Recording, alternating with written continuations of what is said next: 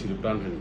তো আমরা এবছর যেন এই ঘটনা না ঘটে তার জন্য মাননীয় মেয়র আতিকুল ইসলামের নির্দেশে আমরা আরও ২ মাস আগে থেকে কিন্তু প্রস্তুতি নিয়ে রেখেছি। আমরা জনগণকে সচেতন করছি, বিভিন্ন এলাকায় সভা করছি যেন জনগণ সচেতন হয়। পাশাপাশি র্যালি করেছি এবং প্রতি শুক্রবার এক দিন একটা এলাকায় এক একটা মসজিদে যেয়ে লোকজনকে আমরা সচেতন করছি। আমাদের যে বাড়ি মালিক সমিতিগুলো আছে, স্বেচ্ছাসেবী সংগঠনগুলো আছে, তাদেরকে সম্পৃক্ত করার চেষ্টা করছি।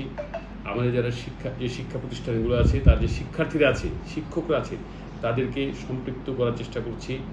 তো এর ফলে সকলের মধ্যে কিন্তু একটা সচেতনতা তৈরি হয়েছে। পরিষ্কার পরিচ্ছন্নতার বিষয়ে মানুষ সচেতন হয়েছে, যার ফলে আমরা এখন পর্যন্ত যদিও ডেঙ্গুটা একটা পর্যায়ে যাওয়ার কথা যে ডেঙ্গু রোগের উপদ্রব বেড়ে যাবে, কিন্তু সেটি কিন্তু এখন পর্যন্ত নাই।